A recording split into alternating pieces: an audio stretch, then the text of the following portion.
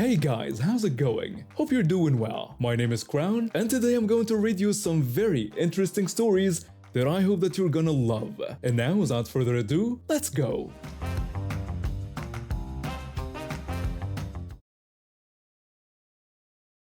It started back in year 3. That's when everything went wrong.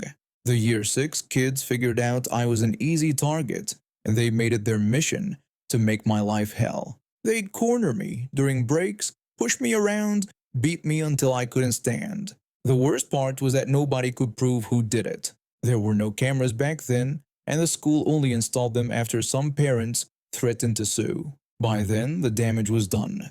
Year 4 wasn't much better. There was this kid in my class who'd call me names occasionally, nothing too serious, but then someone else decided to make things worse. This weaker bully, he came up with a plan to frame me. He put a letter in the stronger bully's bag, made it look like it was from me, filled with insults I'd never even heard before. The bully believed it was me who wrote it, and suddenly I was getting punched to the ground every single day until the year ended. Year 5 brought more of the same. The same bully would knee me in the gut or kick the back of my knees when I wasn't looking, then beat me while I was down on the ground.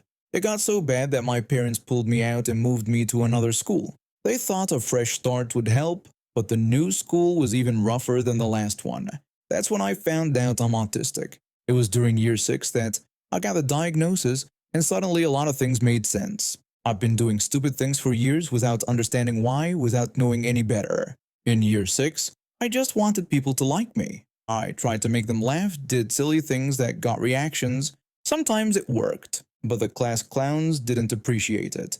There were these twins who'd made it their job to be the funny ones, and they didn't like that. I was getting laughs too. By that point, I'd been beaten down so many times that I was easy to manipulate, easy to push around. They knew it, and they used it against me.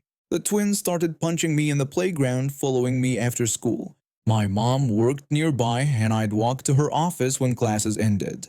They figured out my route and started jumping me in the alleyway between the school and her work. It became routine, almost expected. Then one day, things escalated. I don't know what happened. Maybe they had problems at home or something set them off. But they decided they wanted to do more than just rough me up. Twin 1 grabbed me and shoved me against the bathroom wall, holding me there while Twin 2 picked up a brick from somewhere. I watched him raise it, aimed right at my head. I panicked. Pure survival instinct kicked in, and I shoved Twin 1 off me as hard as I could. He stumbled backward, and I turned to Twin 2, who was already swinging the brick toward my skull. I threw a punch without thinking, connected with his face. There was a crunch, blood everywhere. His nose had broken. He staggered backward, slipped on something wet on the floor. Boys' toilets at school are disgusting. There's always urine and who knows what else everywhere. He went down hard, landed on the step leading up to the urinal area. The sound he made when he hit it, I'll never forget that sound. I was already bleeding heavily from where the brick had grazed my head before I punched him. My vision was blurry, my head pounding. I ran out of there, needed to find a teacher, needed to get help. By the time I found one, I was in complete hysterics. Blood running down my face, swearing like crazy because I was so scared I couldn't control what was coming out of my mouth. She started yelling at me for using bad language. Can you believe that? I'm standing there bleeding from my head, barely able to stand, and she's scolding me for the words coming out of my mouth. She couldn't see the blood in my dark hair, couldn't tell how bad it was. I didn't wait for her to figure it out. I ran out of the school grounds and went straight to the doctor's office across from where my mom worked.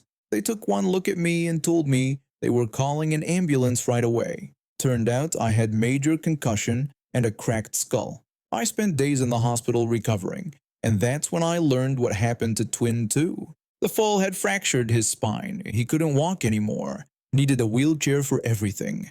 Meanwhile, I'd lost hearing in one ear from the repeated beatings over the years, the final blow doing permanent damage. I regret what happened every single day. I wish I could take it back, wish I'd found another way out of that situation. But when someone's coming at you with a brick, when you've been beaten down for years and suddenly you're fighting for your life, you don't think about what comes next. You just react. The teacher who yelled at me came to the hospital later.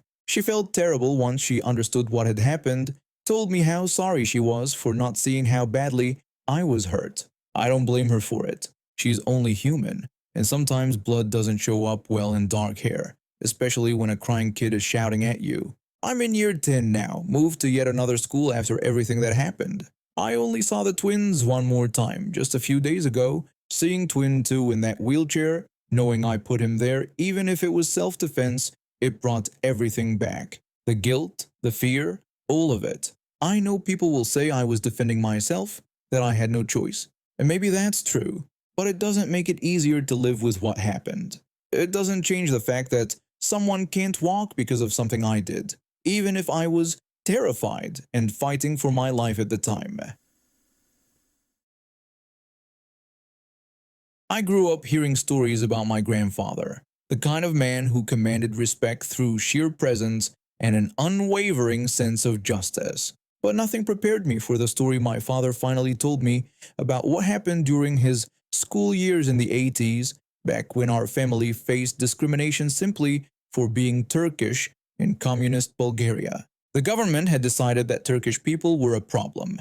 They forced name changes on entire communities, barred us from joining the ruling party, wouldn't let us guard borders, and even banned speaking our own language. It was a time when being who you were could cost you everything. My father was just a teenager trying to get through school, but one teacher made that nearly impossible. This teacher had it out for my dad from day one. Every chance he got, he tried to pin something on him, anything to get him expelled or punished. Most of the time his schemes failed because my father was careful, kept his head down, and didn't give him ammunition. But that didn't stop the teacher from trying again and again. The teacher was arrogant enough to brag to the entire class about where he lived. He went on about how far it was from the school, too far for any bus route to reach, which meant he absolutely needed his car to get to work every day. He seemed proud of his nice house in that distant neighborhood. That detail would become important very soon. My father's classmates despised this teacher as much as he did. The constant harassment, the unfair treatment, the obvious prejudice, it all built up until a group of them decided to do something about it. They gathered together and hatched a plan to sneak to the teacher's house and use a slingshot to break his car's lights. Nothing too serious, just enough to inconvenience him and send a message. My father wasn't part of this plan. He was walking home from school minding his own business when he happened to pass by the group when they were executing their little revenge scheme. He kept walking, already far down the street and heading in the opposite direction when the teacher suddenly appeared. The kids with the slingshot scattered like cockroaches when the lights come on. They ran in every direction, disappearing into alleys and side streets. My father, who was already well past them and clearly just walking home, kept going at his normal pace. He hadn't done anything wrong, so he had no reason to run, but the teacher saw what he wanted to see. The next day at school, my father was called to the office. The staff told him he was expelled, effective immediately. No investigation, no questions asked, no chance to defend himself. Just out. The teacher had pointed his finger and that was enough. When my grandfather found out, he was furious. He'd watched his son struggle under this teacher's persecution for months, watched him come home frustrated and defeated, and now they'd expelled him for something he didn't even do. My grandfather was never one to sit quietly when his family was wronged. He grabbed a bottle of Rakija, drank heavily, and his anger crystallized into a plan. He drove to the teacher's house late that night, parking down the street and walking up to inspect the car. What he found confirmed his suspicions. There were fingerprints all over the vehicle, clear evidence that multiple people had touched it. But the teacher hadn't even bothered to mention the other kids. He'd gone straight to blaming my father, the Turkish kid he'd been trying to destroy for years. Something snapped in my grandfather. He went back to his car, grabbed some bottles and rags and made Molotov cocktails right there in the street. Then he walked back and threw them at the teacher's car. The flames lit up the night sky, and within minutes, the vehicle was completely engulfed. The metal twisted and blackened when the fire consumed everything. My grandfather stood there watching for a moment before walking away into the darkness. The teacher never showed up at school again. Without his car and living so far from any bus route, he had no way to get to work. But it went beyond that. The incident destroyed his career entirely. Word spread about what happened and why, and nobody wanted to hire a teacher who'd been so brazenly unfair that someone burned his car down in retaliation.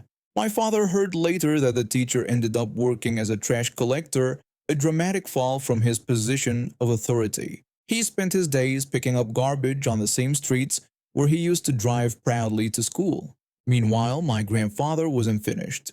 He went to the school and made it clear to every teacher and administrator there that if they didn't reverse my father's expulsion immediately, more cars would burn.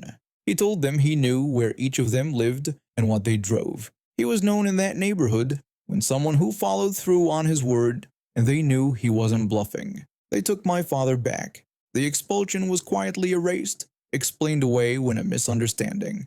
The staff called my father into the office and told him the whole thing had been a mistake, that he could return to classes immediately. None of the teachers who'd participated in the decision said a word about it. They just moved on, and suddenly my father was treated with noticeably more respect.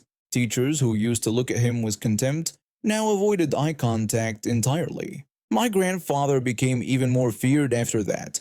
People knew he'd burn down your car if you messed with his family. Parents warned their children not to bother the Turkish kid at school. Other teachers made sure to grade my father's work fairly. But among those who knew the full story, among the Turkish families who faced the same discrimination every day, he was something else entirely. He was the man who fought back when fighting back could cost you everything.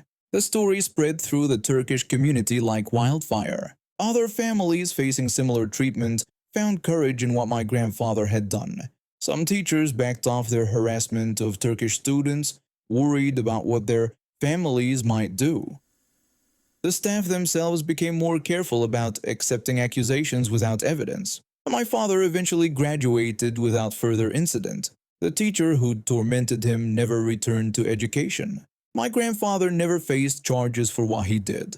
Nobody wanted to investigate too closely, especially when it meant admitting that a teacher had falsely accused a student and destroyed his future over ethnic prejudice.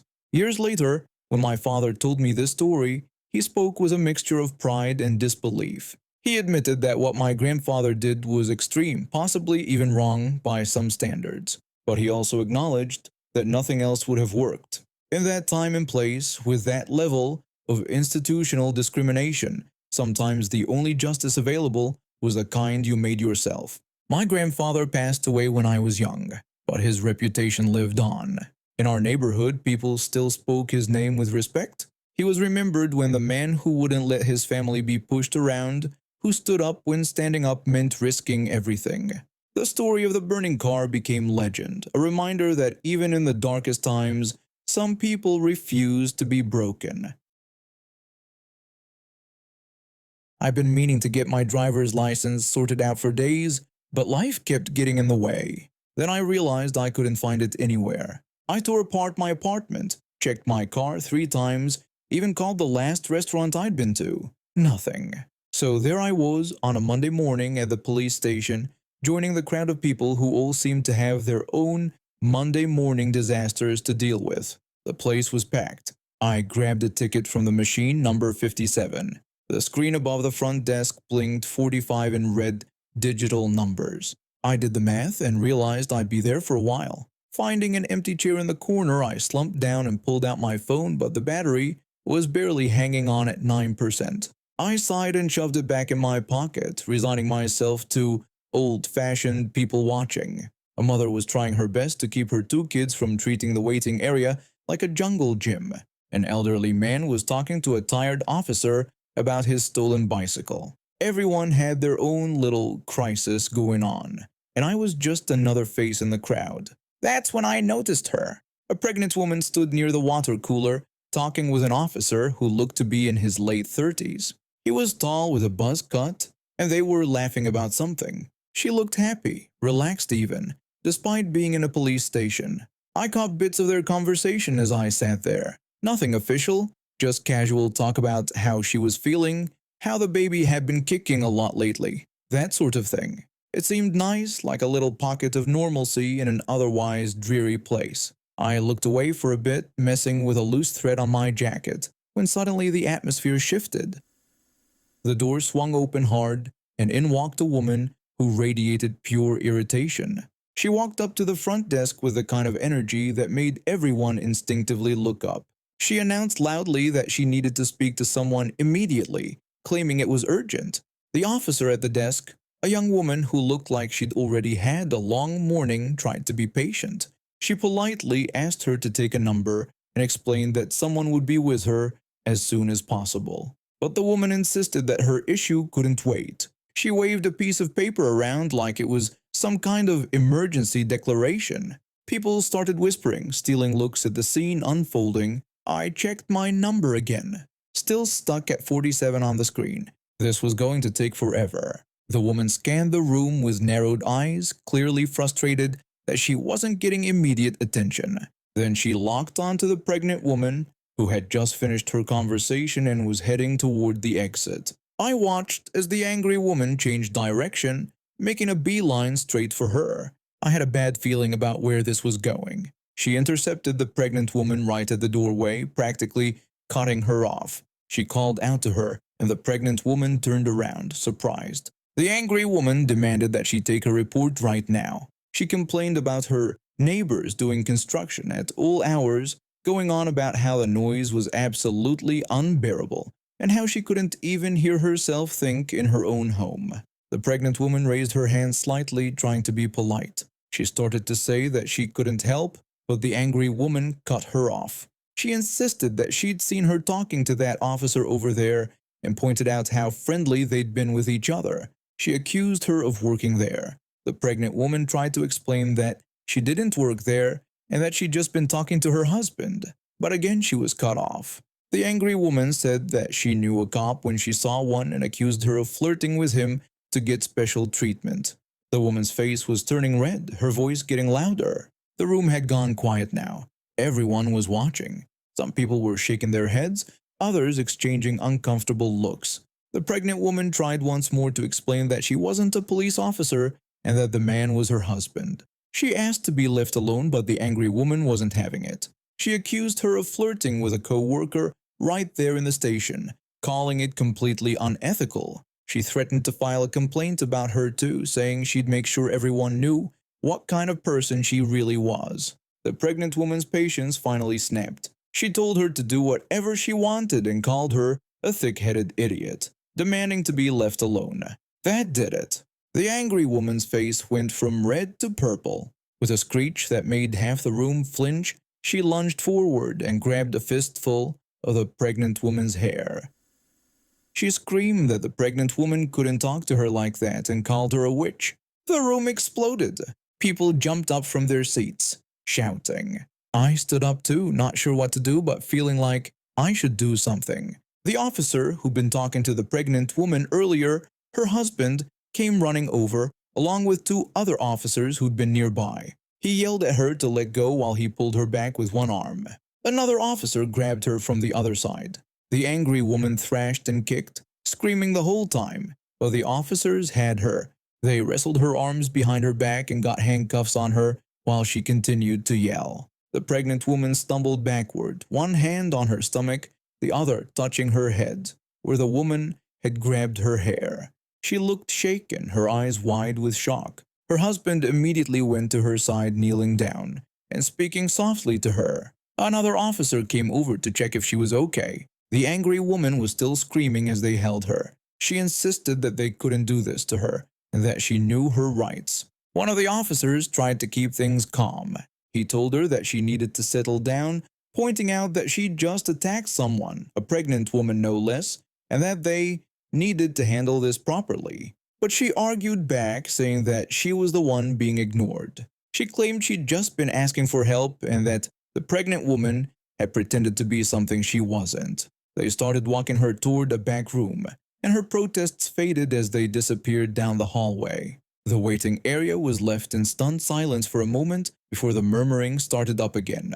An older woman sitting next to me leaned over. She said something about how some people just had no control and nodded sympathetically toward the pregnant woman calling her a poor girl. I nodded back, feeling genuinely bad for the couple. They'd probably just stopped by for a quick visit, and it had turned into a disaster. The husband turned to address the small crowd that had gathered around them. He thanked everyone for their concern and told them that they were okay, just shaken up. His wife managed a weak smile and agreed, adding that it had just been a long day. The desk officer came over to them. She apologized about what had happened and promised that they'd take care of everything from there. The husband thanked her and said he appreciated it.